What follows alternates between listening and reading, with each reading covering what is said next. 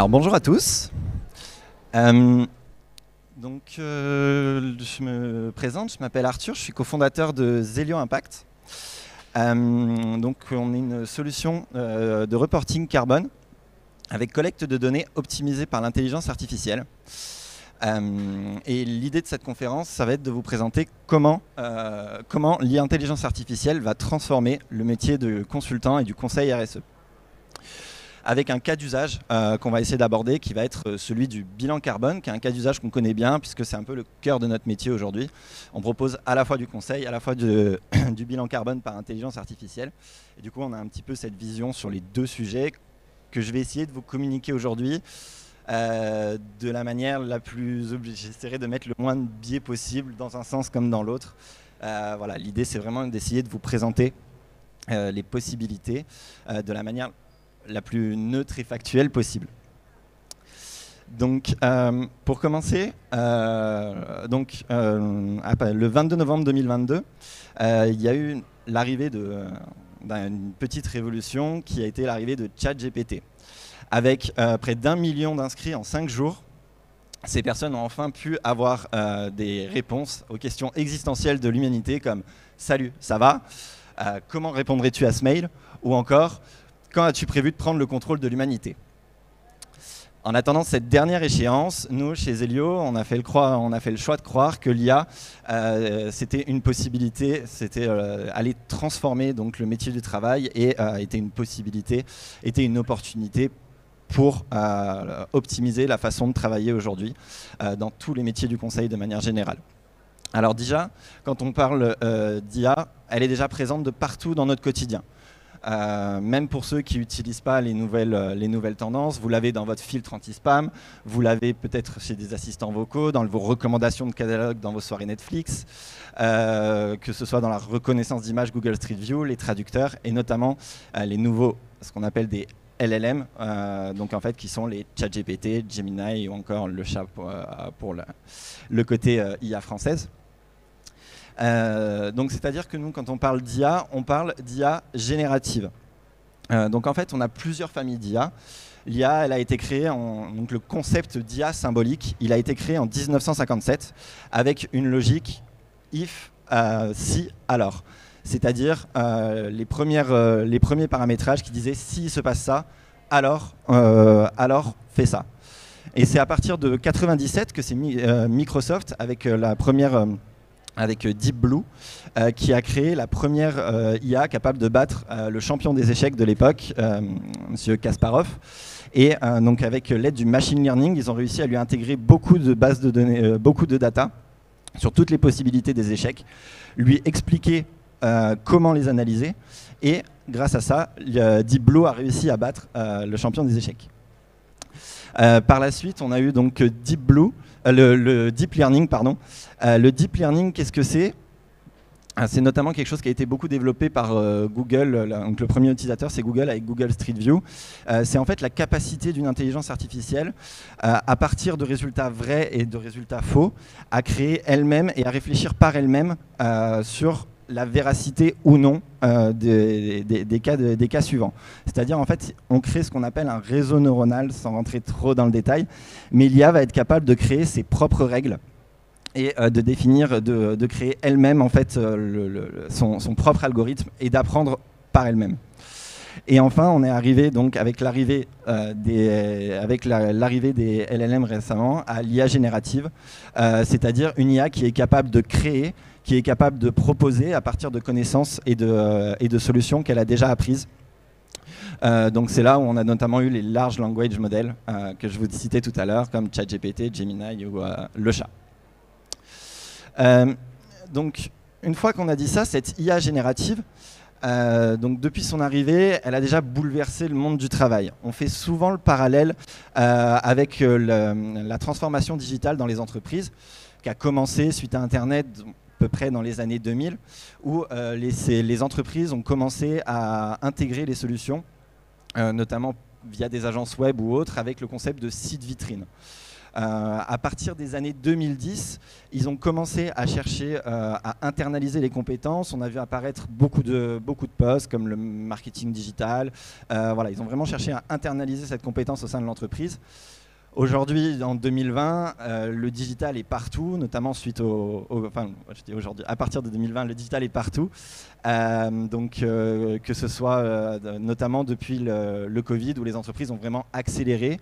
Et la transformation sera pratiquement complète à partir de 2027, notamment avec l'apparition des factures numériques, qui fait que toute la donnée des entreprises sera digitalisée à l'échelle européenne. Donc cette transformation, elle a mis à peu près 30 ans.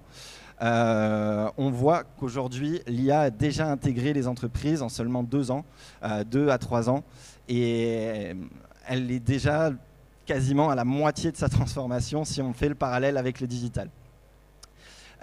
Donc, pour symboliser cette intégration, donc on peut voir que 66% des dirigeants français ont conscience de l'impact de l'IA dans leur entreprise. Et 27% des entreprises françaises, presque un tiers, l'a déjà intégré dans ses processus et dans son entreprise. Et rien qu'en 2020, enfin pour 2024, pardon, il y a eu 200 milliards qui ont été dépensés, avec une croissance prévue de 45% chaque année. L'arrivée de l'IA aujourd'hui, c'est des nouvelles compétences, c'est des entreprises, c'est des projets. Il y a beaucoup de budget investi là-dessus. L'objectif, on commence déjà à rentrer dans une phase d'internalisation de la compétence pour les entreprises les plus matures sur ce sujet. La question, ça va être, l'IA va transformer le monde du travail, mais ça va être de comprendre un petit peu comment. Selon une étude AWS, ça vaut ce que ça vaut, voilà, ça peut être un petit peu biaisé. L'IA, c'est un gain de productivité, que ce soit dans l'automatisation des tâches, que ce soit dans la génération de contenu, que ce soit dans l'assistance intelligente de manière générale au sein des entreprises.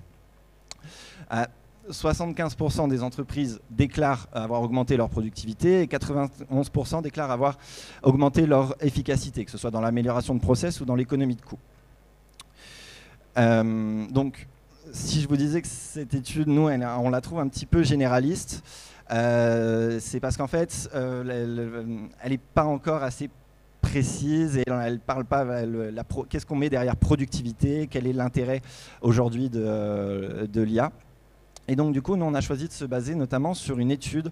Il y a une étude très intéressante qui a été réalisée par l'étude Wharton, qui a été réalisée par le BCG, où en fait on a pris 700. Donc ils ont pris 750 consultants et ils leur ont donné 2 business cases. Un business case créatif de génération d'idées. Ils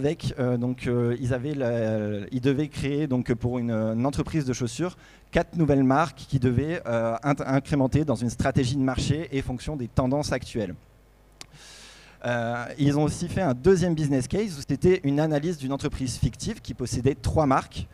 Ils devaient analyser chaque marque, les résultats et définir une stratégie, choisir la meilleure marque et définir une stratégie viable pour l'avenir.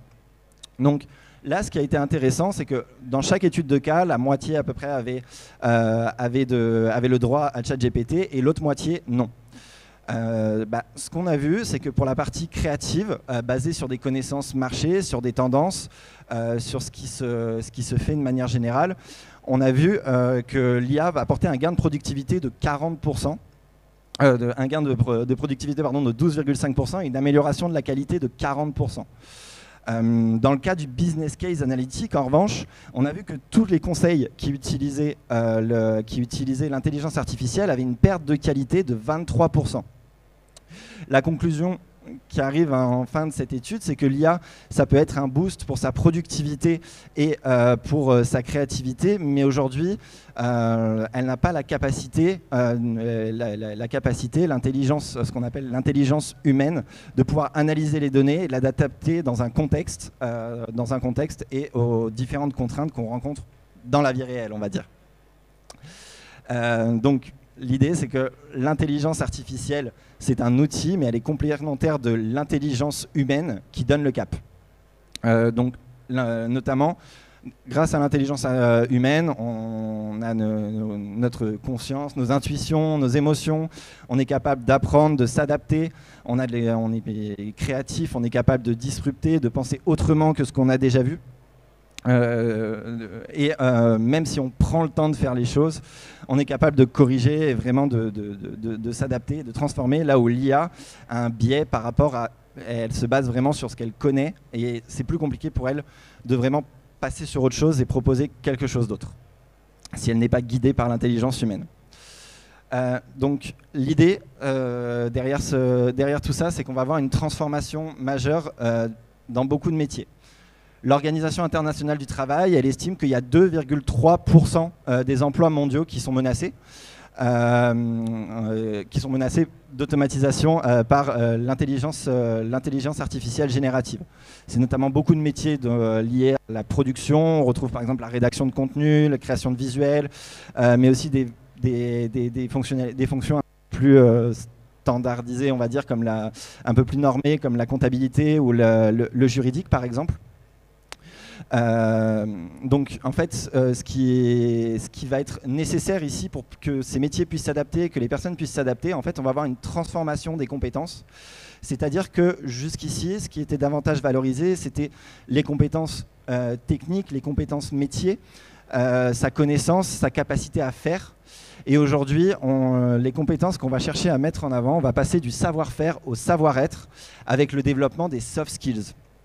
C'est-à-dire que qu'on soit consultant ou dans un de ces types de métiers, aujourd'hui, ce qui va de plus en plus être mis en avant, ça va être ces soft skills, qu'elles soient comportementales, avec donc son adaptabilité, sa résilience, la capacité à être agile et à prendre des décisions, ses capacités cognitives, son esprit analytique, sa pensée critique, qui va être d'autant plus importante vu l'importance que prennent l'IA et sa capacité à identifier les problématiques de l'IA et à prendre du recul.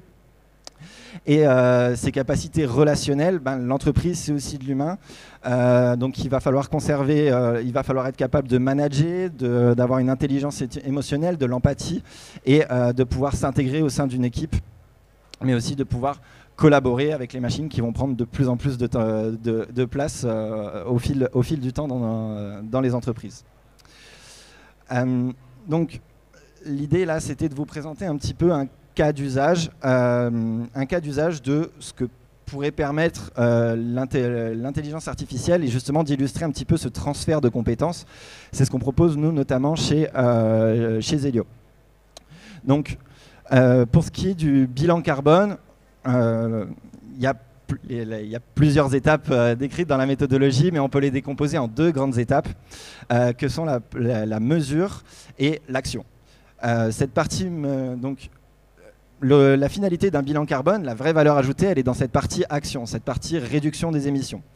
Mais paradoxalement, la partie mesure qui est obligatoire pour pouvoir enclencher et prendre les bonnes décisions, c'est aussi la partie la plus laborieuse, la plus chronophage. Elle n'est pas forcément à faible valeur ajoutée car très dans l'opérationnel. Et elle représente en moyenne, selon le baromètre 2024 mené par Carbo, 116 jours en moyenne. Notre idée, notre volonté, c'est que cette partie mesure à faible valeur ajoutée, que ces 116 jours, on puisse les transférer idéalement dans cette partie agir et pouvoir en fait accélérer la transition bilan carbone en se séparant de cette partie chronophage qui demande beaucoup de ressources aux entreprises. Alors, comment est-ce qu'on a abordé ce sujet, nous, de notre côté ? En fait, on se base beaucoup sur l'import de documents. J'ai pris l'exemple ici, on est capable de traiter différents types de documents, des inventaires d'immobilisation, des relevés kilométriques. Voilà, on est capable de lire différents types on a une IA spécialisée qu'on entraîne sur ce sujet. Et donc là, j'ai pris un exemple assez simple d'une facture. Donc en fait, on va pouvoir importer les documents. Nous, l'intelligence artificielle va venir lire chaque ligne du document. Elle va venir extraire en fait la liste d'achat. Donc là, elle va compter le nombre d'ordinateurs. Elle va reconnaître ici que c'est un MacBook Pro 15.4. Et elle va venir le lier à un de nos 60 000 facteurs d'émission d'elle-même. C'est vraiment une tâche qui est très opérationnelle, même si elle nécessite un petit peu de compétences et de connaissances. Mais elle est dans le cadre d'un bilan carbone, souvent même elle est parfois écourtée ou éludée parce qu'on a tendance à synthétiser pas mal d'informations et pas mal d'être assez peu exhaustif sur ce sujet. La finalité, c'est qu'on propose un bilan carbone plus rapide, plus efficace et aussi plus qualitatif parce qu'on prend beaucoup plus de facteurs d'émission en compte, de facteurs d'émission physiques. Donc nous, c'est sur cette partie-là qu'on travaille et on veut laisser la totale autonomie sur la partie qui aujourd'hui a la valeur ajoutée. Donc c'est là où intervient l'intelligence humaine, c'est sur cette partie action.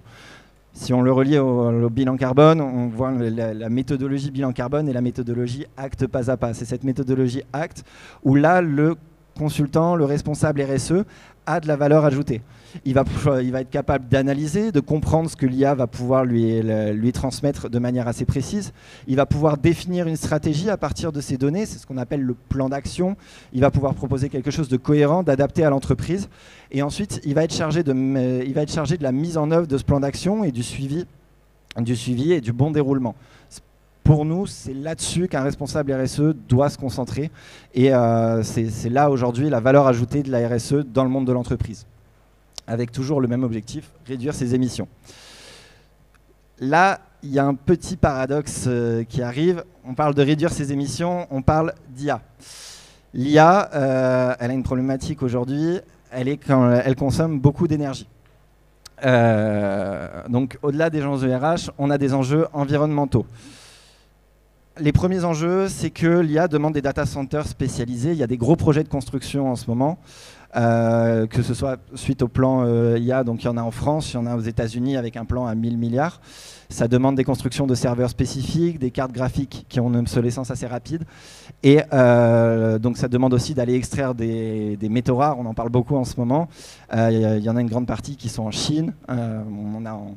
Voilà, donc il faut les importer, il faut construire ces data centers. On estime que la demande va augmenter d'environ 33% par an pour atteindre jusqu'à 70% de data centers dédiés à l'intelligence artificielle d'ici 2030. Une fois que ces data centers sont construits, pour pouvoir faire fonctionner l'intelligence artificielle, poser toutes ces questions à ChatGPT, ça va demander en fait donc un système de requêtes qui va faire fonctionner ces serveurs et qui va consommer de l'énergie. Le chiffre qui est là, donc 10 fois plus qu'une recherche Google, il est un petit peu à prendre avec des pincettes. C'est le chiffre qui ressort le plus. Ils ont mis un moment à passer de x100, x1000, x10. C'est le chiffre qui ressort le plus aujourd'hui.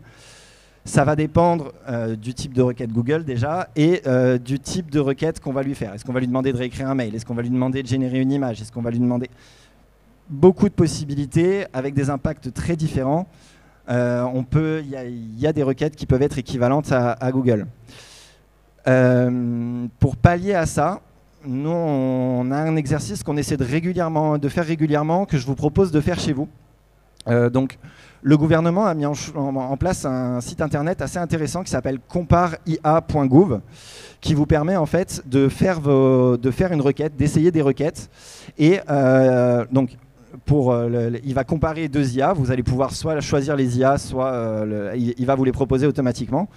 Et à la fin de ces requêtes, il va vous proposer la consommation en kilowattheure en water qui a été effectuée, et il va vous traduire ça en impact carbone. Donc, nous, l'exercice qu'on vous invite à faire, c'est de prendre une tâche que vous avez prévu de réaliser, soit avec Google, soit avec ChatGPT. La réaliser avec Google, la réaliser avec ChatGPT, compter le nombre de sites et le nombre de requêtes de recherche que vous avez fait dans Google, le multiplier par 0,2 g de CO2, on n'a pas trouvé encore tout à fait mieux, et le comparer aux résultats que vous obtenez grâce à Comparia. Ça vous donnera une meilleure idée de votre activité avec l'intelligence artificielle, qu'est-ce qu'elle représente par rapport à une recherche normale. Et ensuite, d'adapter, l'idée c'est d'adapter au mieux ses comportements pour éviter l'IA un petit peu futile, comme on pouvait le citer avec les premières questions qui a été au début. Donc, ça, c'est d'un point de vue action qu'on peut proposer pour pouvoir mesurer, mais comme dans la partie bilan carbone, derrière, une fois qu'on a mesuré, il faut pouvoir agir. Aujourd'hui, sur cette partie environnementale, il n'y a pas encore grand-chose qui a été fait. Voilà, il y a des annonces sur des centrales nucléaires pour alimenter les IA. Je ne suis pas sûr que ce soit forcément un mieux ou un gain. Ça, c'est un débat. Mais il y a quand même des choses qui sont enclenchées et une vision pour l'avenir. Déjà à l'échelle européenne, ça a été assez vite encadré avec l'IA Act, qui a imposé des normes strictes, des normes énergétiques, des restrictions, que ce soit en termes de cybersécurité, de production environnementale. Donc le premier levier qui est envisagé, c'est le levier réglementaire. Donc ça, en Europe, on sait bien faire et des fois, c'est tant mieux. Une autre possibilité, ça pourrait être de réduire la consommation des IA. Une des pistes qui ressort le plus en ce moment, c'est de créer des IA spécialisées, c'est-à-dire des IA qui sont moins performantes, qui peuvent répondre à moins de questions, mais qui sont très affûtées sur des sujets spécifiques. Et en fait, le fait d'aller chercher moins d'informations et de faire moins de calculs, ça demande beaucoup moins de puissance et c'est beaucoup plus précis sur certains sujets. Et enfin, il y a une avancée qui est là, ça fait 10-20 ans qu'on en discute, qui commencerait à se concrétiser grâce à Microsoft, mais c'est pas avant au moins une dizaine d'années. C'est l'augmentation de manière générale de la puissance de calcul et de l'efficacité qu'on a à calculer cette IA, qui en fait permettrait d'être plus rapide et donc de consommer moins d'énergie dans les data centers tout simplement. Ces trois leviers d'action, voilà, on peut actionner les trois ensemble, en choisir un. Mais pour l'instant, ça reste pas encore efficient. L'idée, notre recommandation, c'est de modérer l'IA de la manière la plus efficace et la plus adaptée à ce qu'on souhaite faire. Voilà, ça reste la solution immédiate, la plus efficace aujourd'hui. Et tant pis si on ne connaît pas la date exacte à partir de laquelle l'IA prendra le contrôle de l'humanité. Voilà pour... Voici pour notre présentation sur comment l'IA va transformer le Conseil Carbone.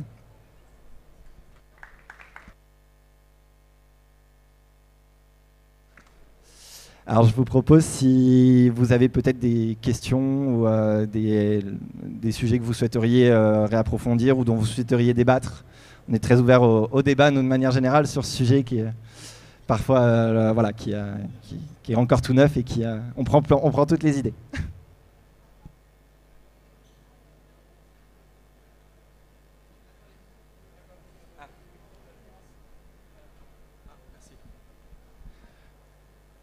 Bonjour, merci pour la présentation. Je ne suis pas venu au tout début, mais vous avez parlé des risques sur les emplois. Donc 2,3% je crois, soit 75 millions d'emplois. Et je voulais savoir si justement de l'autre côté, d'une autre partie, il y avait une opportunité de création d'emplois. Et si oui, de combien, s'il y a une idée. Alors aujourd'hui, sur la création d'emplois, il y a déjà des emplois qui ont été créés, comme on a créé les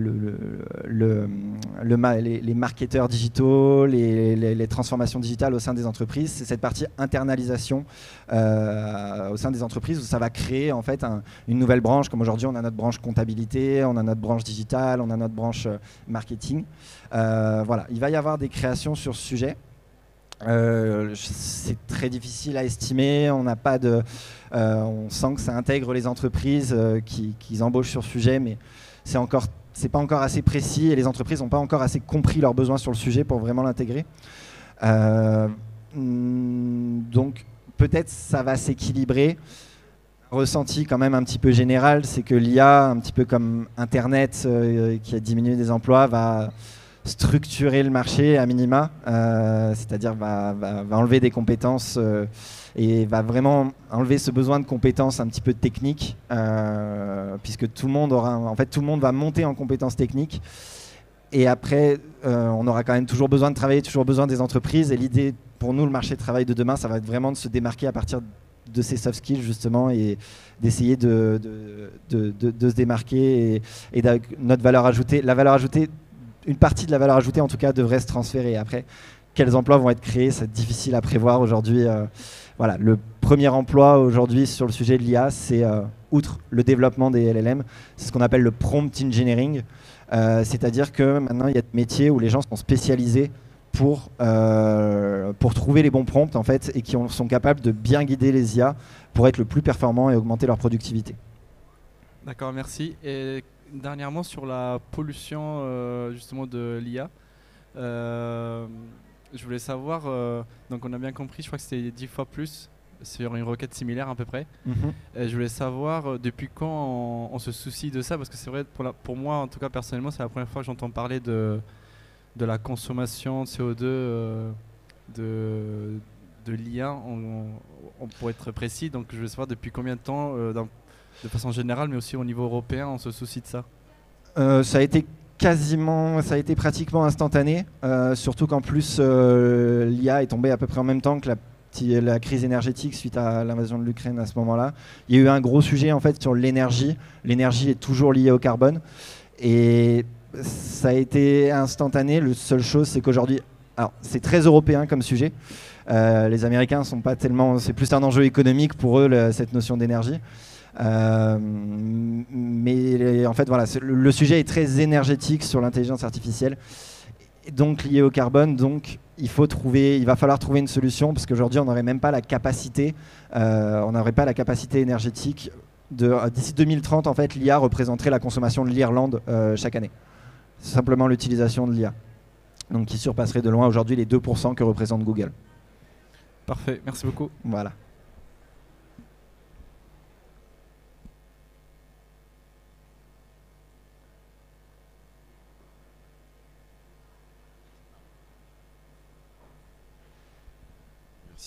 Merci beaucoup pour la présentation. J'ai une question peut-être naïve. Est-ce que vous pensez que le gros de la révolution a eu lieu, ou est-ce que vous pensez qu'on peut s'attendre à des décuplements de technologie, d'efficacité de l'IA qui seraient capables de faire encore beaucoup plus ou pas? J'imagine que c'est très dur, mais c'est quelque chose à imaginer. Il y a une intelligence artificielle il y a un sujet d'intelligence artificielle qui arrive, qui va être la prochaine étape, qui devrait arriver beaucoup plus vite que les cycles s'accélèrent. Tout arrive assez rapidement. Et la prochaine génération d'IA, ça va être l'IA vraiment capable de faire. C'est capable de faire les choses. C'est ce qu'on voit un petit peu aujourd'hui apparaître avec ce qu'on appelle des agents. C'est des IA qui sont capables, via des automatisations, de réaliser des process et d'automatiser des tâches. Là où ils automatisent aujourd'hui un petit peu de la connaissance. Et demain, la nouvelle génération, j'ai pas le nom que ça va prendre aujourd'hui, c'est des agents. Et ça va vraiment être la capacité d'automatiser des tâches et qui va encore plus accentuer qui va encore plus accentuer l'intégration au sein des entreprises. Et a fortiori, tout ce que j'ai présenté ici va encore s'accentuer. C'est pour ça que la révolution, on est encore au début, ça va aller de plus en plus vite parce qu'on est de plus en plus productif. L'IA est de plus en plus productive et apprend de plus en plus vite. C'est très exponentiel comme sujet. Donc la révolution va peut-être prendre une dizaine d'années où ce sera complètement intégré, on passera sur un autre sujet. Mais ça prendra une dizaine d'années là où le digital en a pris 30. Et le prochain sujet, j'imagine, ira encore plus vite.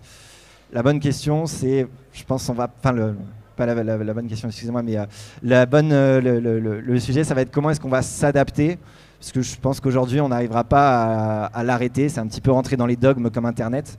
Et c'est comment on va réussir à s'adapter à cette problématique, à ces nouveaux enjeux qui vont arriver.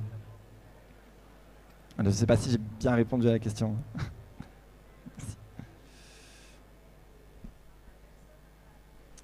Bonjour, j'avais une question concernant votre outil. Je voulais savoir, est-ce que du coup vous incluez l'impact carbone de l'utilisation de l'IA? On est en train d'essayer de le calculer justement via ce système d'API. Donc en fait, on ne l'a pas encore tout à fait intégré parce qu'elle évolue constamment. Comme je vous disais tout à l'heure, nous on a créé une IA spécialisée. Ce qui fait qu'elle est assez mauvaise sur beaucoup de choses, mais elle est très bonne sur la partie carbone. Et en fait, on essaie de faire quelque chose qui fait sens. On est en train de travailler justement avec Mistral AI parce que l'énergie française est plus décarbonée justement et fait plus sens avec ce qu'on propose de manière générale. Puis il y a une question de souveraineté aussi. Donc voilà, on essaie d'intégrer ces enjeux. De manière générale, on est en train de réaliser ce qu'on appelle des analyses de cycle de vie carbone pour essayer d'estimer ce que va consommer chaque requête. Voilà, on est en train d'accumuler de la donnée, d'entraîner notre IA qui réduit son impact à chaque fois parce qu'elle est de plus en plus efficace et de plus en plus précise. Donc on espère le sortir d'ici la fin de l'année. Aujourd'hui, les premières estimations qu'on a, c'est que nous, on serait plus dans l'optique de En fait, c'est un petit peu biaisé parce que si nous on considère que c'est une seule tâche, on est à peu près à 2 à 3 fois aujourd'hui une recherche Google. Si on considère qu'en face, le consultant carbone va aller chercher le facteur d'émission, l'intégrer et le rentrer en plusieurs tâches. Et on ne prend pas encore l'économie de temps aussi, qui est une économie d'énergie, d'ordinateur et autres. On est en train d'essayer de faire un travail et on aimerait le faire certifier par un cabinet d'expertise voilà, pour essayer d'aller dans le bon sens justement et d'être assez transparent sur le sujet, mais c'est encore assez flou. Voilà. Ok, merci.